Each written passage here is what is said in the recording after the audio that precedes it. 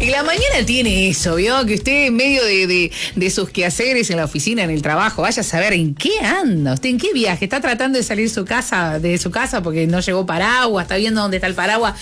Pero bueno, deténgase un ratito porque lo adelantado ya está sucediendo, y es que tenemos en vivo a Pedro Gisdonian. Gracias por venir, la verdad que un gusto, Pedro, tenerte en casa. Por favor, un gusto para mí poder estar contigo, con la audiencia, y bueno, para conversar un poco de actualidad, de temas importantes. Y sí, como decís vos, una mañana un poco pasada por agua. Pasada por agua. De fútbol, y lo de Peñarol y lo Nacional, como que bueno, es que así pasó. Podemos hablar de otros temas.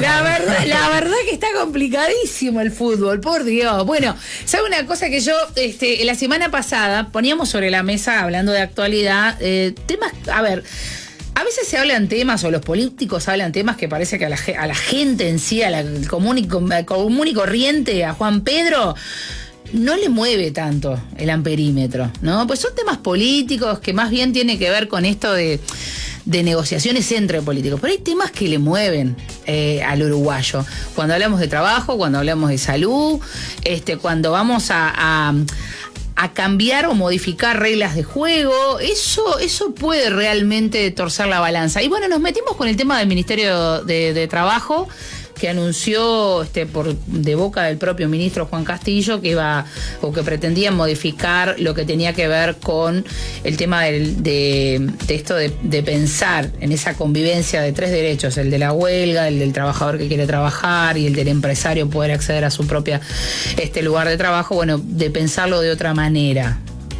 Argumentan a mayor diálogo, pero bueno, vamos a remitirnos al 2020, ¿te parece? ¿Qué pasaba en nuestro país para entender cuál fue el cambio y a dónde se quiere volver, o qué es lo que se quiere modificar, para que la audiencia lo entienda, Pedro? Cómo no, con mucho gusto. Bueno, acá lo que estamos justamente es ante un problema conceptual que bueno, con la ley de urgente consideración se vino a tener una solución a una realidad que, más allá de lo que pueda pensar o interpretar cada uno de los distintos actores, hay una disposición de la OIT, que es un organismo internacional, que es el que rige todo lo que significa las relaciones laborales, que ya había amonestado al Uruguay en relación justamente a esa concepción que se había dado en los gobiernos anteriores, que la ocupación era una extensión del derecho de huelga.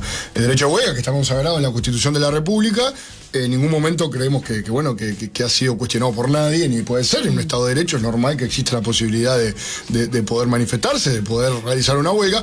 Ahora, en la misma Carta Magna está consagrado el derecho de propiedad y el derecho de trabajo. Entonces, lo que se buscaba con la ley de urgente consideración, que se aplicó y que no dio ningún problema de los que ahora están tratando de solucionar supuestamente con estos cambios, que todavía no lo vimos, pero que lamentablemente creemos que significan un retroceso en las relaciones laborales, es justamente nuevamente sacar la posibilidad de que, ante la imposibilidad de que los trabajadores que no están haciendo el paro, que no están tomando medidas, puedan entrar a trabajar, o que los directores de la empresa también puedan entrar, bueno, que el Ministerio de Trabajo salga y que exista nuevamente esa realidad de que era muy complicado poder, en definitiva, cumplir con la normativa, que es justamente cuidar el derecho de huelga, pero también cuidar los derechos de los trabajadores no huelguistas a trabajar, y de los dueños de la empresa a poder entrar a la empresa. Bueno, convengamos que por el 2018-2019 circularon varios videos, muchos de ellos tomados en el lugar donde ocurrían esas situaciones, y era el hecho de que, bueno, que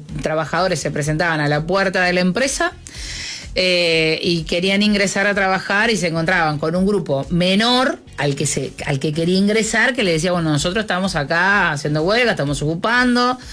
Y se producía una situación realmente muy complicada, porque nada, tenés el mismo con el que trabajás codo a codo todos los días. Hay uno que te dice, yo me quiero quedar acá afuera y que nadie entre, y el otro decía, no, nosotros queremos entrar.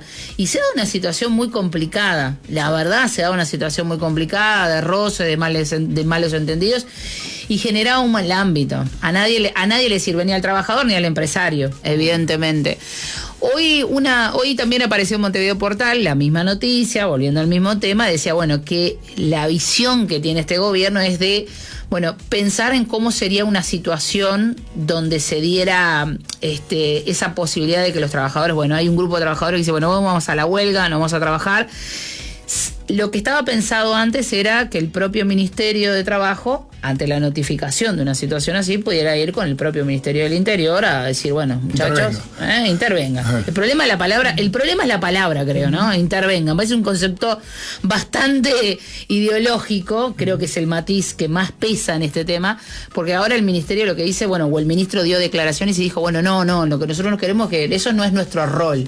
Nosotros no tenemos que ir a intervenir nada, nosotros no tenemos que poner paños en el asunto, nosotros estamos para dialogar.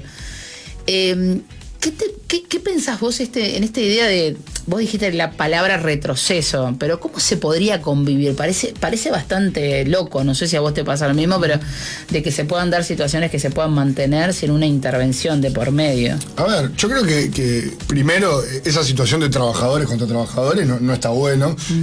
Hay un tema, como decís bien, y que lamentablemente muchas veces termina empañando o tiñendo una discusión que tendrá que ser mucho más pragmática con algo ideológico. Creemos que la convivencia se da como se dio durante todos estos años, donde estuvo vigente este decreto y la ley de urgente consideración, y no hubo ningún inconveniente. Entonces, me parece que acá lo que sí hay es una especie de lista de almacenes del supermercado, que usted cuando vas a la compra dice, bueno, primero tiramos lo de la jornada laboral, 6 horas, pero en realidad lo que había atrás, después del título, era, bueno, si se ponen de acuerdo las dos, bueno, eso ya existe, la construcción ya existe, pero como que cumplimos tirando el tema.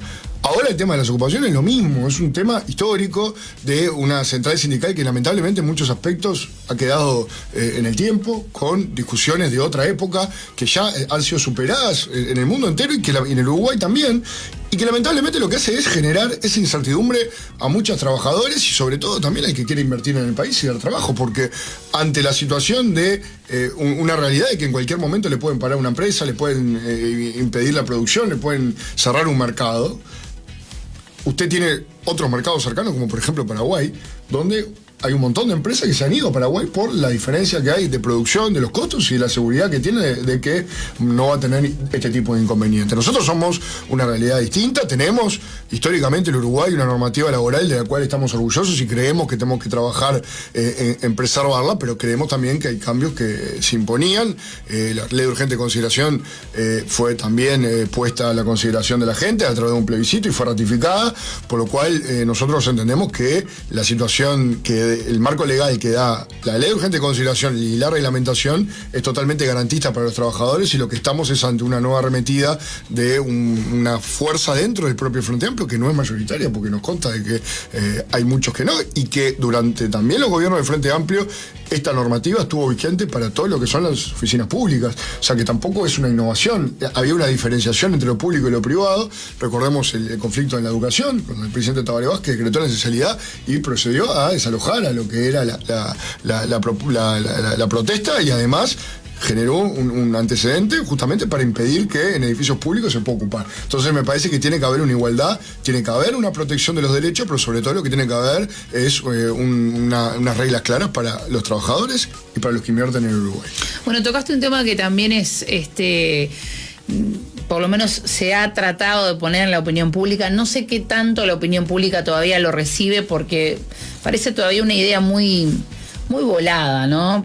Porque hay cosas que todavía es como que no le llega el tiempo, pero bueno, hace tiempo que está, pero pareciera que la opinión pública todavía no lo toma así. El tema de las 6 horas. Algunos dicen que en algunos casos, en algún tipo de trabajo podría ser posible, pero no en todos. ¿Cómo lo ves al Uruguay en esa idea? Sobre todo pensando en dos cosas que vos dijiste: el tema de la inversión, el tema de la producción. Porque, a ver, en el concepto de la reducción de horas aparece un término que es fundamental: la productividad. Que creo que por ahí es donde pasa el tema. Y bueno, y ese es el debate que se está dando en el mundo entero. Y hay situaciones que son más claras. Si usted, por ejemplo, tiene una fábrica de botones, usted sabe cuántos botones produce por hora, por día, y bueno, y tiene una forma de poder medirlo. En cambio, en un negocio, en un kiosco, ¿usted cómo mide la productividad? Hay días que vende más, hay días que vende menos, y no es por un tema de horas, sino por un tema de cuánta gente pasó, de cómo está el clima. Entonces, hay una medición de la productividad que es complicado. Yo creo que en el mundo lo que estaba viendo es sí un cambio a una flexibilización, capaz que aquello de las 8 horas por día. Yo creo que el tema de la flexibilización a través de, bueno, tantas horas por semana, que significa quizás algún día trabajar un poco más, pero capaz que, no sé, un viernes no ir a trabajar, o buscar alguna forma de que exista una libertad mayor para poder, de alguna manera, organizar la vida, está bueno. Sabemos el desgaste muchas veces que tienen muchos trabajadores que trabajan muchas horas. Ahora también sabemos que es muy complicado después a la hora de hacer la cuenta a fin de mes que la empresa sea viable. Y si nosotros lo que hacemos es nada más que bajar las horas sin tocar los salarios, muchas veces lo que va a significar es que haya que contratar más gente para cubrir los puntos, y hay empresas que lamentablemente no lo pueden absorber. Entonces, lo que me parece en este caso importante, sí que exista una negociación como hay ahora, como te decía hoy, por ejemplo, en la construcción y en otros lugares donde permite de alguna manera tener esa flexibilidad por el tipo de trabajo que es, que no genere un perjuicio más grande, porque yo creo que lo que nosotros tenemos que procurar acá y siempre es generar puestos de trabajo. O sea, si la gente no tiene trabajo es muy complicado poder seguir adelante y hablar de este tipo de avances en algún tema, como fue, por ejemplo, cuando también se planteó lo de las 8 horas, generó todo un debate y decían, bueno, pero ¿cómo puede ser?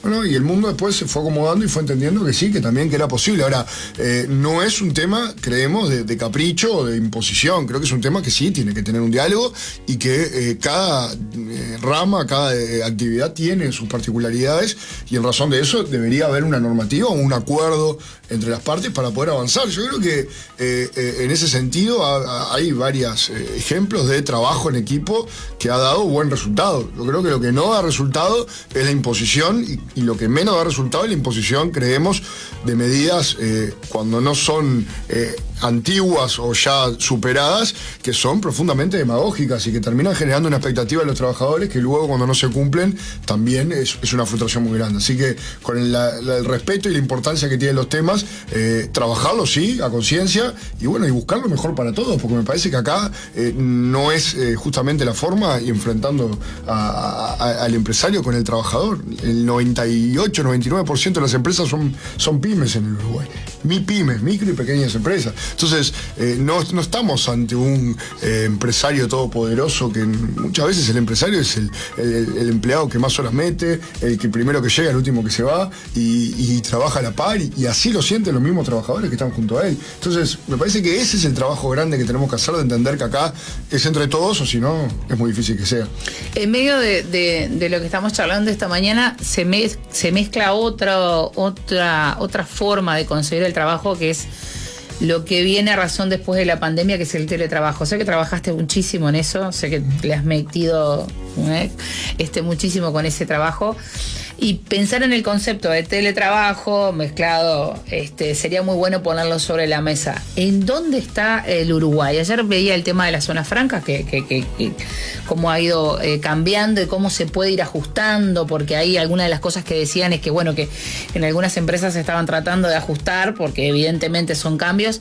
Pero ¿cómo lo ves al Uruguay con este tema, con este concepto que también de alguna manera nos desafía para pensar en trabajo? Porque la pandemia, entre todo lo malo que trajo, bueno, en relación a las comunicaciones, obviamente fue un avance. Creo que el teletrabajo en el mundo entero ha logrado avances muy importantes, y en Uruguay también. Nosotros lo veíamos conversando con gente, por ejemplo, de Maldonado, en Punta del Este, mucho argentino, por ejemplo, que se vino a radicar al Uruguay porque puede teletrabajar, y esa normativa y esa realidad, que muchas veces uno no puede ir contra la realidad, están todos los instrumentos para poder teletrabajar, y creemos que es una medida importante. Hay también distintas formas ya de poder medir cuánto trabaja cada uno, no solamente con el horario que se conecta y que se desconecta, sino a través de programas y software que hay, que permite ver la productividad que tienen la gente, y obviamente ha generado muchas veces a través de sistemas mixtos, de presencial algún día, otro día a través de teletrabajo, una realidad distinta.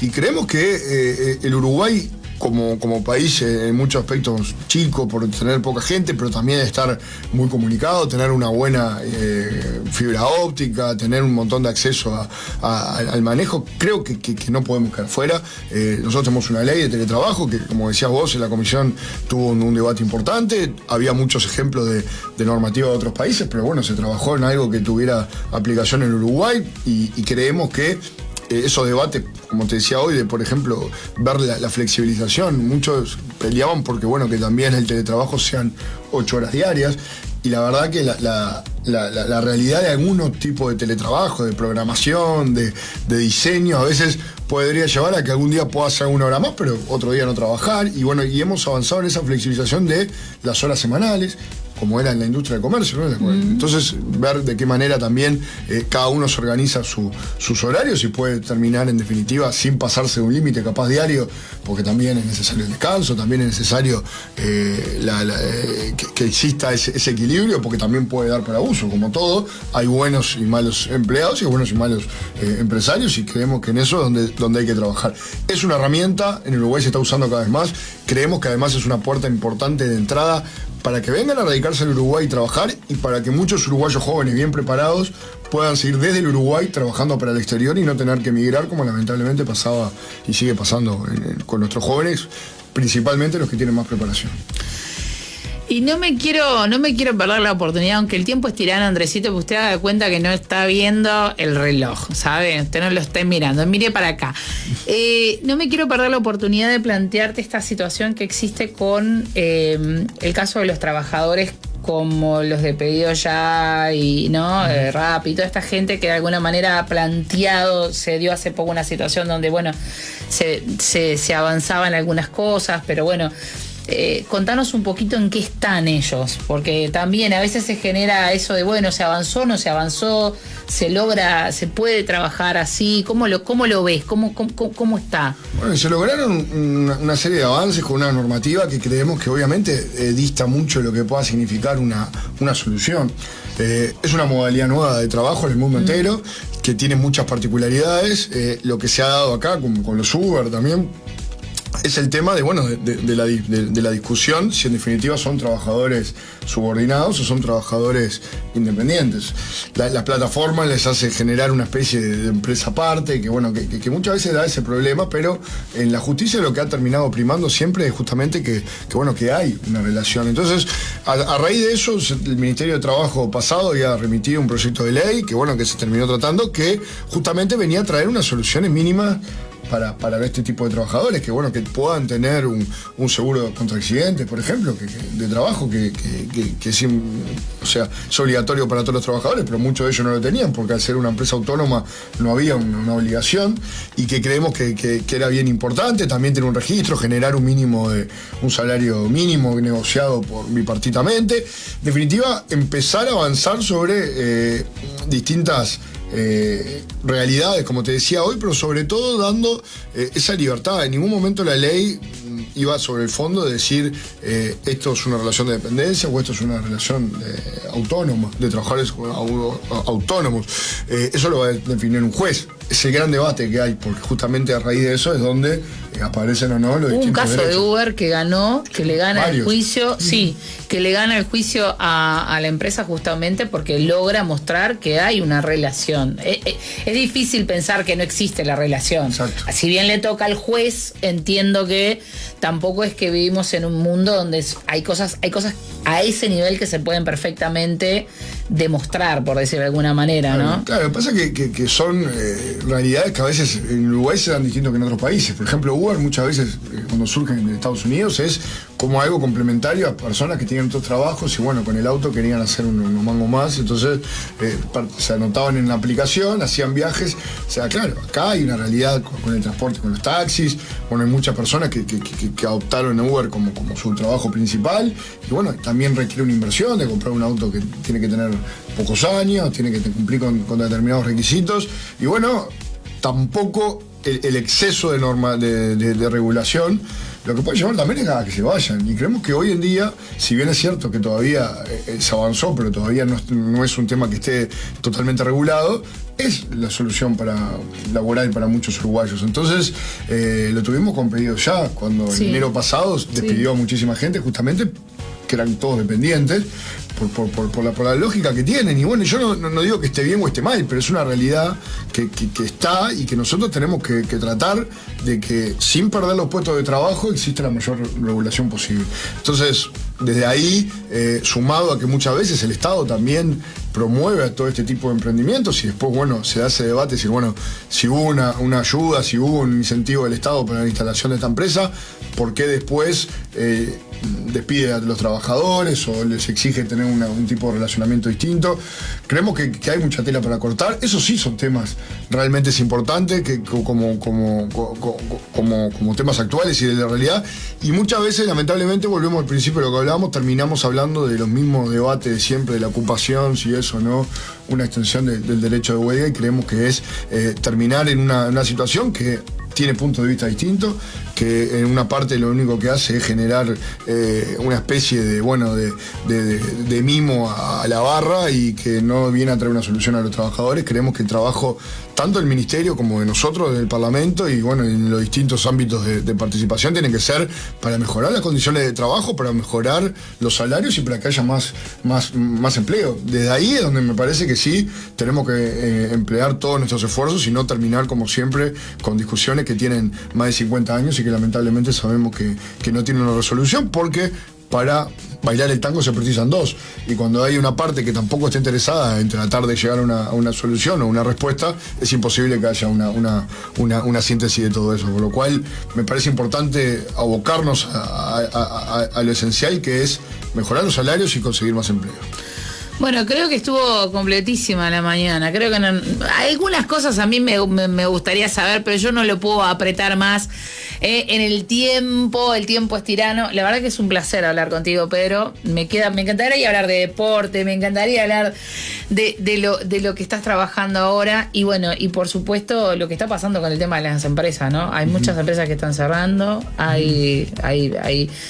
y por ahí uno no se pregunta, ¿no? ¿Cómo están recibiendo muchas comisiones? Hay mucha lista para recibir comisiones, me imagino que sí. El tema de los frigoríficos es un temón. Bueno, sí, hemos estado en Paysandú con el frigorífico Casablanca. También hay una realidad complicada en el departamento de Colonia con el frigorífico.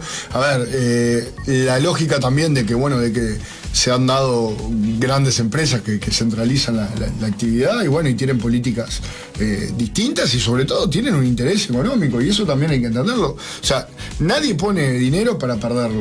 Entonces nosotros lo que tenemos que trabajar es justamente en que la persona tenga un negocio que sea rentable, no a cualquier precio, pero entendiendo que muchas veces la vida de distintos pueblos, de distintas ciudades del interior va en función de que exista o no ese puesto de trabajo. Sí. Entonces, ¿hasta qué punto no sirve ver de qué manera se puede buscar una solución? Porque también no podemos negar. Tenemos, y ya termino cortito, en Colonia, la situación de Yasaki, que era una empresa que generaba autopartes, que termina yéndose a Paraguay, y gran parte también, terminan vendiendo en Argentina, en Colonia, donde trabajaban muchísimas personas, donde terminan despidiendo a todos, y la realidad era que se fueron porque era más barato hacer lo mismo en otro lado. Entonces, tenemos que buscar una forma de que esos lugares de trabajo no se pierdan, sin perder de vista que a veces también el contexto lleva a que no sea solamente una realidad uruguaya. Hay empresas que por distintas órdenes de otros países se terminan retirando. El tema de las autopartes, por ejemplo, en Brasil han cerrado plantas históricas como la de Ford en San Pablo, que tenían 3 fábricas, que más de 100 años, y se terminaron retirando. Hay una realidad complicada de Nissan también en Córdoba, que cesó la producción, y hay que ver cómo termina esa fábrica. Hay avatares que también golpean, pero creemos que el debate y el trabajo nuestro tiene que estar centrado en eso, en trabajar justamente para que los uruguayos tengan empleo y puedan tener un mejor salario, porque es la forma que tenemos después de poder progresar, de poder mantener una casa, de poder estar arriba de nuestros hijos, para ver que la educación sea lo importante, que es el porvenir, trabajar, como hoy decías vos, en temas importantes como la salud, el empleo, y creo que la educación, que es un tema que también ha sido históricamente un diferencial del Uruguay, la educación pública. Yo fui a la escuela pública, al liceo público, me recibí abogado de la universidad pública, y es, creo, sin lugar a dudas, el gran igualador social y la gran forma que tenemos de poder progresar, y el Uruguay siempre se caracterizó por dar esas oportunidades, y me parece que el seguir insistiendo con discusiones antiguas, también en los centros de estudio, no lleva a ninguna solución. Tenemos que cambiar, hay que cambiar la cabeza, tenemos que ir para adelante, porque como me gusta decir a mí, antes el grande se comía al chico, y ahora el rápido se come al lento, y nosotros tenemos que tener a una juventud educada, preparada y trabajando para justamente poder competir con lo del exterior, porque si no es muy complicado. Yo les dije que iba a ser un placer escucharlo, ya saben, va a estar en las redes para aquellos que agarraron un pedacito sobre el final, va a estar completísimo en las redes. Pedro, muchas gracias. Gracias, diputado, por estar acompañándonos en esta mañana. Es un placer para nosotros. No, para mí fue un placer y bueno, no va a faltar oportunidad si Dios quiere para hablar de los otros temas. Nos estamos yendo a una pausa y con la pausa tenemos recta final, pronóstico del tiempo y alguna perlita más.